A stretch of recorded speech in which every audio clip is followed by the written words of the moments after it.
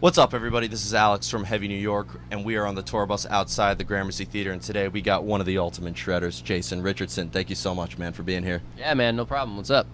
Not much. It's 70 degrees and it's February. Yeah, it's ridiculous. Yeah, it's one of the. It's a little unsettling. I know, right? Yes. I never thought I'd be wearing a short sleeve shirt in the middle of February in New York.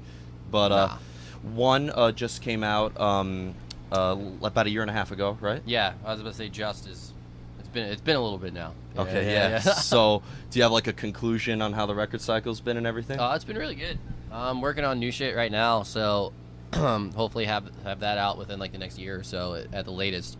But yeah, it's kind of at the end of its cycle. It's like the third tour that we've done now off the record, and everything it's been continually going up. So it's definitely working, which is really sick. Yeah, last time you were here was with Polyphia, right? That was the last tour you were on? I believe so. I think we may have came through here on the headliner, but I think so. I'm pretty sure we came through here on the headliner last summer. You tour so much, it's like hard to remember, right? Well, yeah, it all just kind of like, after you do it for so long, it does kind of start to become like all like together, if that makes sense. Like, yeah. Yeah, because it's a lot of the same over and over again. It's all fun, but it is a little bit repetitive, the touring, because it's like the same thing every single day, but just different city. Yeah, and a lot of hurry up and wait, right? Yes, a lot of hurry up and waiting. Yeah, I know exactly what you mean. But what I was always curious about, one, which, it has your guitar playing, but you featured a lot of other artists, such as Mark Holcomb of Periphery, and Jeff Loomis from Arch Enemy and Nevermore.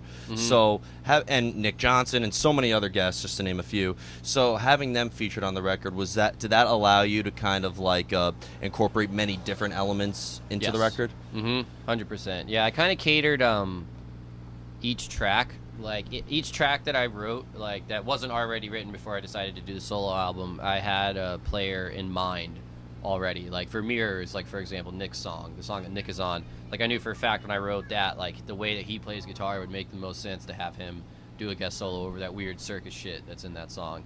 And then Mark was kind of like a spontaneous thing. We were just at a bar hanging out one night, and I asked him if he wanted to play on, and he said yes.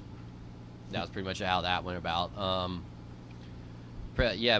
Every single person that played on the a guest solo, I had that player. I was like, I'm going to ask this dude and see what he says. And then I wrote the song, and then, because if they said no, I would just do my own solo. You know what I mean? But every single player, I wrote that track in mind for them. Okay. Yeah. So they kind of more or less adjusted their playing style to what you wanted to do? In a way? Maybe. I don't know. I mean, they all came out really sick. Yeah. So, but no, I definitely had, like for Rick Graham, for example, like I knew for a fact, like giving him that really like cinematic kind of progression would definitely cater to his playing a lot.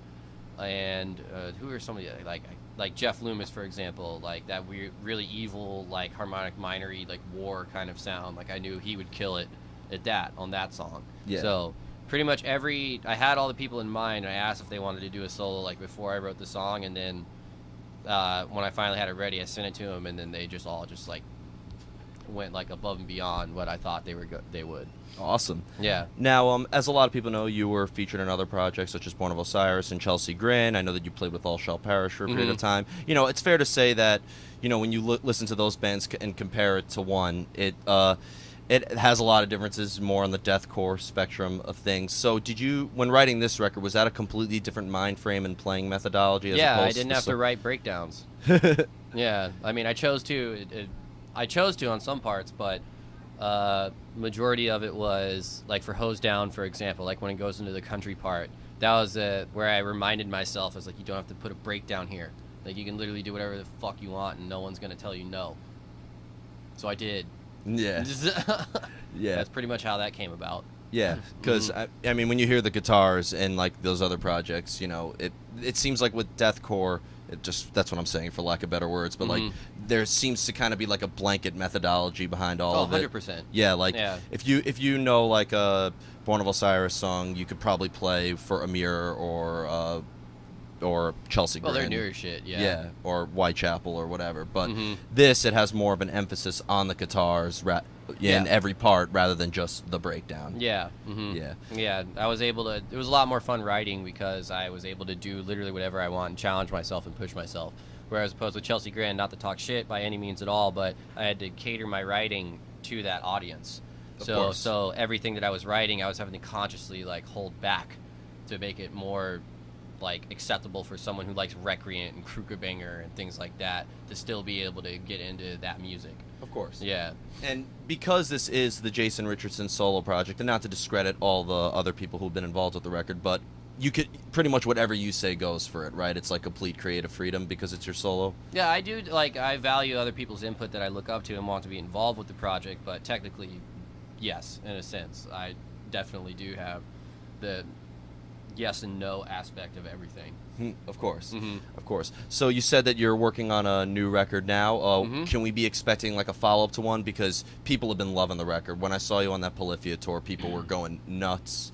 And so can we be expecting like a direct follow-up, or are you going to just completely experiment with the next one? We'll see. I don't know yet. Yeah. Yeah, I'm just going to write and see what happens. Yeah, because Yeah. your style is very experimental, so I'm sure you could just I just throw want in- everything to sound like a movie.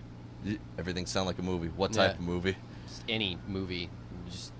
Just any movie. Romantic movies? Well, there's some place for that. Yeah. Absolutely. Well, yeah, I feel like the end of Fragments is like, I think that straight came from like, I think Taylor showed me the Notebook score or something like that and was like, try and write something like this, like similar. And then I did. I kind of listened to it a few times and then just vibed off the orchestration for like whatever was happening in the Notebook for the end of Fragments. And they I say think. the Notebook can't be metal. Yeah, true. Yeah. I still haven't seen it. I'm not going to comment. Fair enough. But so aside from the new record, could we be expecting anything else, or? I don't know. I have a signature guitar in the works with Music Man. That'll definitely be happening by next year. Just filmed a bunch of stuff with Guitar World today. Yeah. New album is in the works.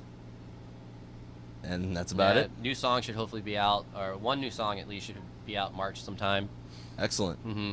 Well, that's awesome. Well, again, Jason, thank you so much for your time. Yeah, Everybody, man. we are here with Jason Richardson. Be sure to pick up the record 1 if you haven't already, and be sure to be on the lookout for the new stuff coming soon, as well as the signature guitar. This is Alex from Heavy New York, and we will see you next time.